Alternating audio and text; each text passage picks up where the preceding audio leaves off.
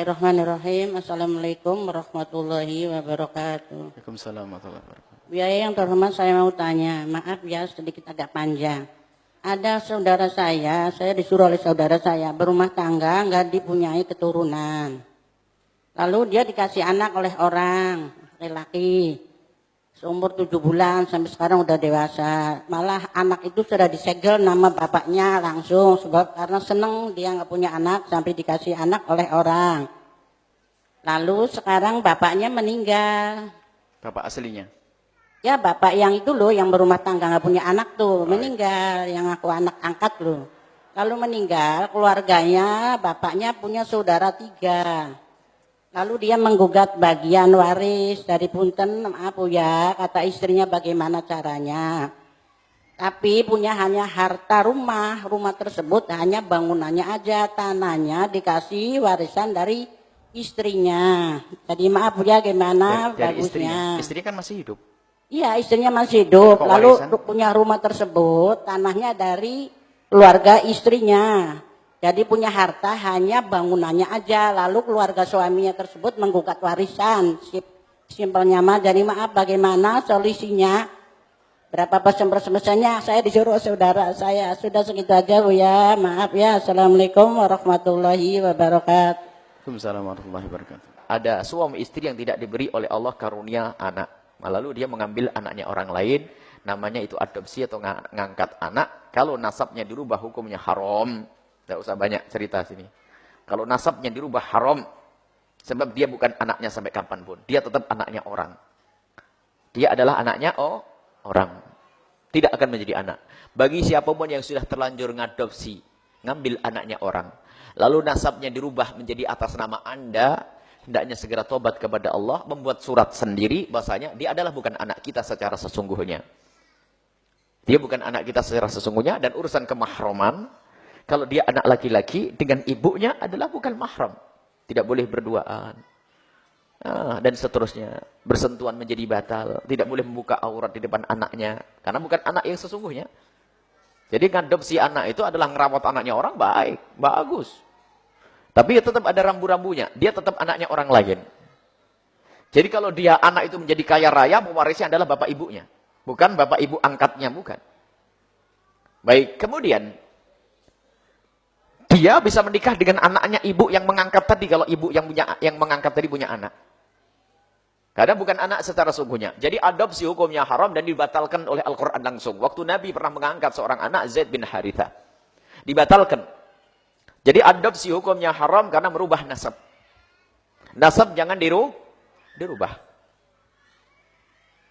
Nasab adalah sesuai dengan siapa yang melahirkan dan bapaknya siapa. Termasuk kesalahan yang juga ini, masyarakat kita suka ikut-ikutan. Seorang perempuan itu nasabnya kepada bapaknya. Sampai kapanpun. Jadi pemberian nama pun kadang dia ikut-ikutan negeri barat sana. Barangkali kadang bunyai pun sama. Misalnya ada seorang wanita namanya, mohon maaf yang namanya sama, adalah Aisyah. Aisyah anaknya Bapak Abdurrahman. Berarti sebetulnya Aisyah Abdurrahman. Sampai mati pun Aisyah Abdurrahman. Ini gara-gara nikah dengan Abdullah menjadi Aisyah Abdullah. Suami Nabi. Ini tidak tahu ini ikut-ikutan negeri kafir sana. Negara Amerika ikut suaminya. Ini adalah salah. Jangan ikut-ikut. Anda ikut bapak Anda. Wahai ibu-ibu. Wahai adik-adik putriku. Jangan langsung menikah. Lah, besok cerai dengan Pak Abdullah. Nikah dengan Aziz. Menjadi Aisyah Aziz. Bingung orang lain. Dan itu bukan Islami. Itu harus paham kita makna ini. Lah kok ada ustazah ngirim surat undangan. Suaminya yang ditempelkan di. Cobalah sadar ini. Karena ini adalah kebiasaan orang-orang kafir sana. Sebab dalam Islam itu nama di belakang kita adalah nama nasab kita, nama bapak kita. Semuanya. Semuanya seperti itu. Kalau ada Aisyah Abdullah, sudah sampai manapun orang ngerti bapaknya namanya Abdullah. Kalau Aisyah Abdurrahman, ya Abdurrahman. Tapi itu tadi, ikut suaminya. Sehingga dalam negeri kafir itu lihat, urusan nasab pun sudah dirampas. Gitu ya. Jadi baru nikah pun nasab ke bapaknya kayak keputus. Gitu. Ini negeri kafir sana. Nah, Islam tetap terjaga. Nasabmu adalah nasab kepada bapakmu. Tidak akan putus sampai kapanpun. Ini gara-gara nikah di negeri kafir langsung. Nah, ini aku ada orang Islam ikut-ikutan dia. Jangan ikut-ikutan. Anda punya kepribadian. Anda punya cara. Anda punya aturan. Baik. Jadi hukum mengangkat anak hukumnya adalah haram dalam arti merubah nasab. Kalau Anda mengangkat anaknya orang untuk Anda rawat dan Anda didik, baik, mulia. Apalagi dia seorang fakir, yatim, ya butuh bantuan. Anak wa kafilul yatimi kahata ini. Bagi orang yang merawat anak yatim seperti ini di surga nanti. Dengan Allah. Apa dengan Rasulullah? Dengan Rasulullah seperti ini. Dekat dengan Rasulullah SAW. Kahata ini. Seperti antara jemari dengan jemari. Maksudnya sangat dekat dengan Nabi SAW. Anda merawat anaknya orang, bagus.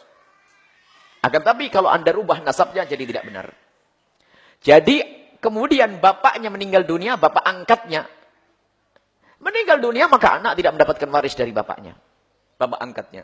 Tapi anak ini mendapatkan waris dari bapak aslinya saja. Dan jangan sembunyikan dari bapak aslinya. Harus dikasih tahu. Pada suatu ketika nanti. Cuman kadang sebagian orang berkata, aduh Buya nanti kalau tahu bapak aslinya nanti lari. Saya kan pengen punya anak. Nanti kalau tahu bapaknya di sana pasti lari ke sana. Oh, nggak akan lari kecuali kamu salah mendidik.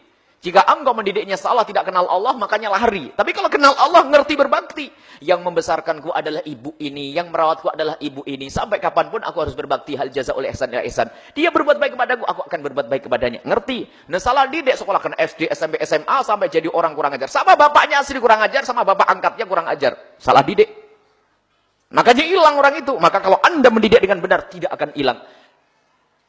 Jangankan keurusan seperti itu. Murid dengan guru yang benar tidak akan jauh. Tidak akan hilang. Akan mengabdi kepada gurunya. Melebihi daripada kepada yang lainnya. Jadi jangan ragu. Ini biasanya takut hilang. Ini rata-rata, Buya, sengaja saya rubah nasabnya. Karena apa? Kalau tahu bapak aslinya nanti takut pulang ke rumahnya. Nggak akan pulang kecuali engkau salah mendidik. Kemudian, sang anak angkat tidak mendapatkan waris dari ayah angkatnya. Kemudian keluarga ayahnya berhak mendapatkan waris. Benar. Tapi kalau pakai bahasa menggugat itu kayaknya hati kotor. Tidak usah kalimat menggugat, didiskusikan datangan ulama. Kalau sudah kalimat menggugat waris, itu biasanya rebutan waris dari kebusukan jiwa. Akan tapi mestinya saudara-saudara dari mayat tersebut, orang yang meninggal dunia berkumpul. Ada rumah. Tapi rumah ini dibangun di atas tanahnya istri. Gimana sebaiknya? Rumah ini murni miliknya sang suami. Kemudian anak yang selama ini dirawat, masa enggak mendapatkan apa-apa?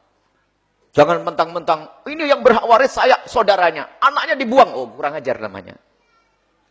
Paling enggak, yuk dibagi yang baik. Gimana? Mungkin sebagai anak yang pernah diangkatnya, biarpun secara syar'i tidak akan berubah nasabnya. Karena dia sudah pernah dirawat, maka hendaknya kita beri bagian daripada hari ini. Kemudian diwaris secara benar, datangkan para ulama. Yang jelas, saudaranya adalah mewarisi. Apalagi ada saudara laki-laki yang menghabiskan nanti adalah saudara laki-lakinya.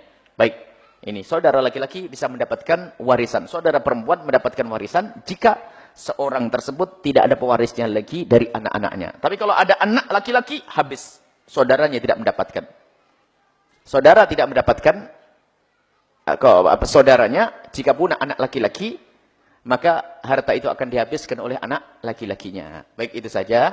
Kemudian kami himbau ibu, kalau itu kejadian yang sesungguhnya, perlu disejukkan hatinya, datang kepada para ulama untuk bisa diselesaikan. Baik.